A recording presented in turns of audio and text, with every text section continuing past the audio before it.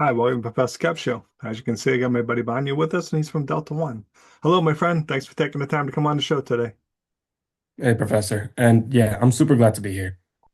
So, before we jump in and talk about Delta One, tell us a little bit about yourself. What should the audience know about you? Well, as you said earlier, my name is Bonu. Uh, I'm fresh out of high school. I graduated just last June. And yeah, I'm nothing too special about me. I'm just your average, just your average high school student. I'm going to the University of Ottawa to study my finance degree. Then I'm going to pursue my CPA certification and hopefully try to become a chartered professional accountant. Makes sense. So let's jump in. Delta One. Why'd you start this? What need, what opportunity did you see, my friend? Well, the whole reason behind Delta One is, especially when I was trying to learn how to trade the stock market, it became sort of a back and forth of, okay, I have this term, ETF. What does it mean? Okay, it's a stock that'll put my money into the largest names in, say, finance or real estate, whatever sector it's in. Okay, how is that useful to me? And it's really just a self-discovery kind of process with no real structure. And that's what I aim to fix with Delta One. I aim to give either new and up and coming stock traders or already existing people that just want to get a leg up. I give them a structured path to work off of so they're not looking, okay, here's an ETF. What does it mean? How does it apply to me?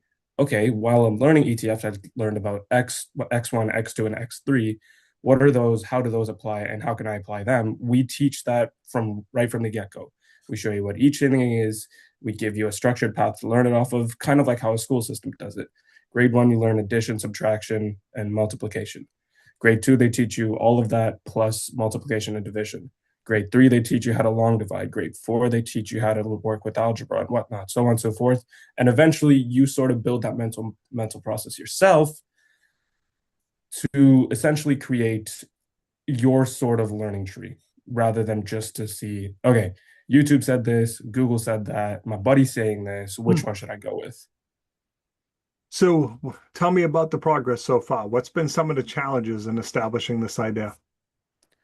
Well, the hardest part is just to validate what we're teaching the users. A lot of it's come from, the major institutions, NASDAQ resources, top name universities such as McMaster University, the University of Toronto.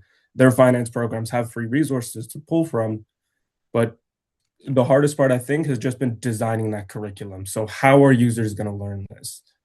We have all this internet in the world, and that's the problem we're trying to solve. But, you know, I guess that sort of works against us because, you have so much available.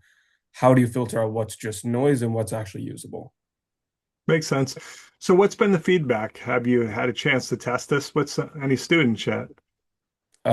We have been doing quite a lot of outreach as of recent. The main, I think, question we're trying to ask is, does this problem even exist in the first place? So, validating that idea before building that product. That is a And great approach to take. I mean, it's funny. I was just going over some notes, and that was in today's notes, making sure you validate that there is a need. Because sometimes, all kidding aside, you and I may see a need for it, but do other people? And if you're going to charge, are they willing to pay for this knowledge and stuff? So, just kind of ironic that that would be in the notes today and stuff as we record. So, crystal ball time. 3 years out, where do you see this idea?